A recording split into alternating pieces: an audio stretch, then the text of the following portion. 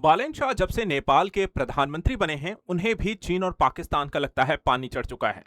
अब वो भी यहां पर पाकिस्तान और चीन की तरह भारत के क्षेत्रों पर दावा कर रहे हैं। लिप लेक से लेकर के काला पानी और लिम्पुयथुरा को लेकर के बालन शाह के द्वारा लगातार भारत से यहां पर सीमा विवाद को एक तरीके से बढ़ाया जा रहा है। वो इस बात पर अड़े हुए हैं और कहते हैं कि लिप लेक हमारा है।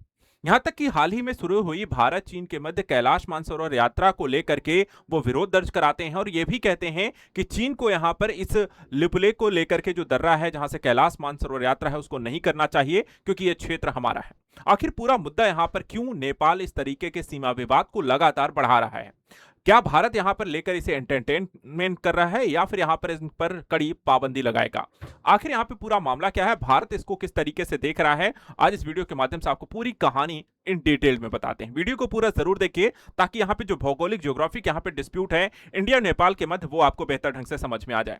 सबसे पहले जो कहानी की यहां पर जो शुरुआत है, जो मामला यहां पर है, वो कुछ इस तरीके से डेवलप हुआ कि हाल ही में कुछ यहां पे घटनाक्रम है। एक घटनाक्रम यह था कि नेपाल ने कैलाश मानसरोवर यात्रा जो शुरू हुई भारत की तरफ से 2026 के लिए लिपुलेख के मार्ग का इस्तेमाल किया। इसी के लिपुलेख के मार्ग को लेकर के यहां पे नेपाल की तरफ से आपत्ति दर्ज कराई जाती है। नेपाल क्या कहता है? नेपाल कहता है कि देखिए, जो लिपुलेख, कालापानी और लिम्पुराथुरा क्षेत्र हैं, ये हमारे हैं। ठीक है। नेपाल इस संबंध में भारत और चीन दोनों ही देशों से बात करता है और इसको लेकर के आपत्ति दर्ज कराता है। यही वजह है कि देखा जाए ये पूरा जो क्षेत्र है, यहाँ पे ये तीन जो हम बात कर रहे हैं, भारत और नेपाल की यहाँ पे बॉर्डर जो लगती है, लिपुलेख और कालापानी लिपुलेख को लेकर के जो पूरा विवाद है और कैलाश मानसरोवर को लेकर जो स्थिति है, वो आपको इस मैप में आपको अच्छे से समझा देता हूं। देखिए, यहाँ पे जो पूरा जो कहानी है, वो कुछ इस तरीके से बॉर्डर लाइन एरिया को लेकर के है। ये आप यहाँ पर देख रहे हैं चाइना है, ठीक है। ये आप यहाँ पर देखते हैं इंडिया है और यहां पे आप देखते हैं ये आपका नेपाल है। जो बॉर्डर लाइन यहां पर भारत की लग रही है, जो उत्तराखंड का आपका यहां पर एरिया इसमें लगता है, इसमें आप देखें तो तीन अलग अलग बिंदु हैं। ये है आपका लिपुलेख पास, जहां से आपको मानसरोवर यात्रा आपको हो रही है। दूसरा यहां पर है काला पानी का एरिया और तीसरा यहां पर देखा जाए तो ये है आपका लिम्पुयथुरा का क्षेत्र। और इस तीन बड़े रीजन को लेकर के नेपाल यहां पे दावा करता है कि पूरा क्षेत्र हमारा है और यहां तक कि एक कॉन्सेप्ट वो लेकर के आए हैं, ग्रेटर नेपाल। ग्रेटर नेपाल में ना सिर्फ वहां पर इस रीजन का वो अपने क्षेत्र में यहां पर दिखाते हैं, बल्कि साथ ही साथ बिहार और यहां पर आपको यूपी के उत्तराखंड के कुछ क्षेत्रों को भी ग्रेटर नेपाल में शामिल किया गया है।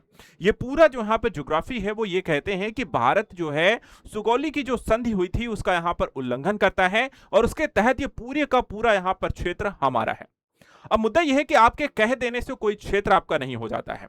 यहां पे प्रशासन का स्तर पे, इतिहास से और बाकी सारी यहां पर जो व्यवस्था है वर्तमान स्वरूप को, इसको स्वीकार करना भी नेपाल को चाहिए। उसे पाकिस्तान अगर की तरह और चीन की तरह अगर यहां पर भारत के विरुद्ध यहां पर आके खड़ा होना है और सिर्फ यहां पर इस तरीके के यहां पर माहौल क्रिएट करना है, तो नेपाल को समझना चाहिए कि उसकी डिपेंडेंसी किस तरीके से भारत के साथ है। उसके विकास के लिए बहुत जरूरी है कि भारत का यहां पर उसके साथ खड़े होना। अन्यथा की स्थिति में यहां पर विवाद अगर आप बढ़ाएंगे तो कहीं से भी आपको एंटरटेनमेंट भारत नहीं करने वाला। इस कहानी के कई अन्य पहलू यहां पर आते हैं, आपको समझाते हैं आखिर हुआ क्या है। देखिए, नेपाल जो यहां पे पूरी कहानी है, वो उसको जोड़ता है इतिहास से। नेपाल कहता है कि देखिए, जो लिपुलेख लिम्पुथुरा काला पानी है, ये आपको जो ज्योग्राफिक यहां पर कुछ इस तरीके से घटनाक्रम है कि नदी एक है जो, जिसे हम कहते हैं महाकाली नदी, और ये महाकाली नदी के पूर्व में स्थित जो है ये क्षेत्र आपको नेपाल का अभिन्न अंग है। इसको कुछ इस तरीके से डिफाइन किया गया है कि नेपाल का दावा है कि 1816 की सुगौली संधि के आधार पर इस क्षेत्र को नेपाल को सौंपना चाहिए और भारत और चीन को इस क्षेत्र में सड़क निर्माण, व्यापार, धार्मिक यात्रा जैसी गतिविधियों को नहीं करना चाहिए। ये यहां पे देखा है तो नेपाल के विदेश मंत्रालय की तरफ से कहा गया है। यहां तक कि नेपाली जो पीएम है बालन शाह भी वो इसका समर्थन करते आए हैं।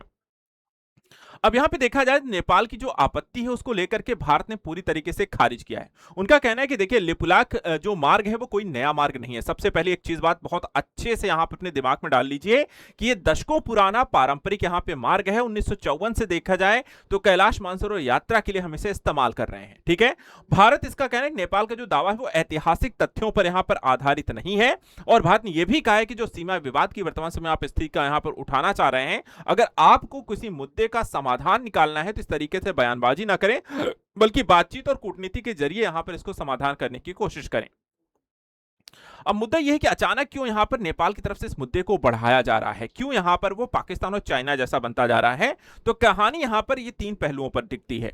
पहला है कैलाश मानसरोवर यात्रा 2026 से शुरू होना, लिपुलेख का इसका प्रयोग होना, नेपाल के द्वारा इसका यहां पे दावा किया जा रहा है और जून से अगस्त के बीच इस पूरी घटनाक्रम की स्थिति यहां पर डेवलप हुई है। ठीक है, इसके अलावा देखा है भारत चीन समन्वय को लेकर के चीन के सहयोग से यहां पर इसे आयोजित किया जाता है और नेपाल जहां तक देखा है तो दोनों देशों के इस तरीके से यहां पर इस क्षेत्र पर जहां पे वो दावा करता है वो चीन और भारत दोनों को इसको अवगत कराता है।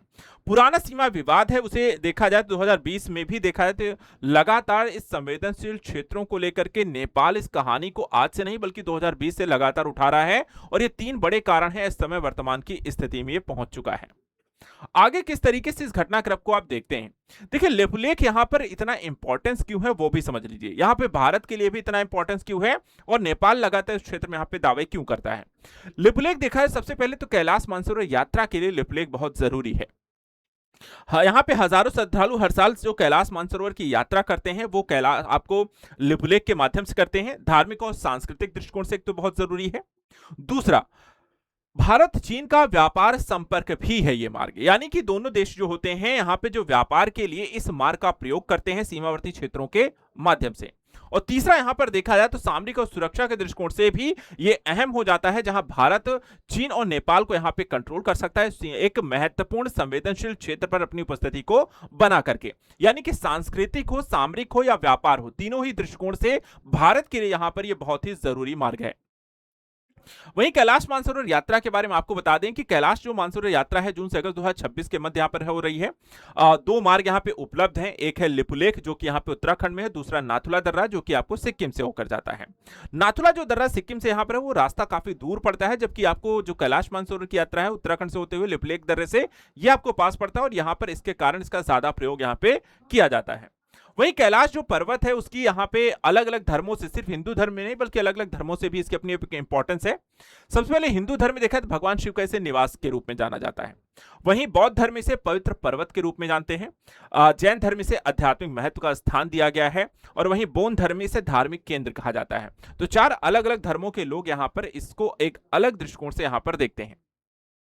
अब आती है इसमें चीन की क्या कोई भूमिका है, तो देखिए चीन यहां पर फिलहाल अभी कैलाश मानसरोवर यात्रा को भारत के साथ मिल करके संचालित करता है, यानी कि जो कैलाश मानसरोवर यात्रा है इसमें चीन के बिना यह संभव नहीं है। इसलिए यहां पे यात्रा संचालन जो है चीन की अनुमति के साथ और समन्वय के साथ ही यहां पर होती है और फिलहाल यहां पर इसे स्टार्ट किया गया है, यानी कि लिपुलेख दर्रे को लेकर के यहां पे चीन की तरफ से कोई विवाद यहां पर फिलहाल क्रिएट नहीं किया जा रहा है। तो क्या ये नया जो सीमा संकट है ये आगे चल करके और भी बढ़ सकता है या कैसे यहां पर इसको निपटाया जाना चाहिए, तो देखिए विशेषज्ञों का ये कहना है कि दो चीजें हैं कि भारत और नेपाल के बीच अभी जो खुली सीमा है, एक तो देखी जाए गहरे सांस्कृतिक संबंध और मजबूत आर्थिक रिश्ते रहे हैं और उसका रोटी बेटी का भी रिश्ता है। इस कारण से इस विवाद को बहुत ज्यादा नेपाल को बढ़ाना नहीं चाहिए और यहाँ पे देखा जाए तो अगर कोई उसे मुद्दा है भी, कोई उसे यहाँ पर विवाद का विषय वो बनाना भी चाह रहा है या फिर यहाँ पर उसकी तरफ से कोई समस्या है तो उसे आप बातचीत के माध्यम से बैठ करके हल करें। अन्यथा यहाँ पर देखा जाए तो दोनों देशों के लिए, खासकर नेपाल के लिए बड़ी समस्या क्रिएट होगी, क्योंकि अभी भी देखा जाए तो भारतीय रूटों के माध्यम से व्यापार और अन्य तरीके की प्रक्रियाएं करता है और उसके लिए यहाँ पर उसे बड़ा खामियाजा भुगतना पड़ सकता है।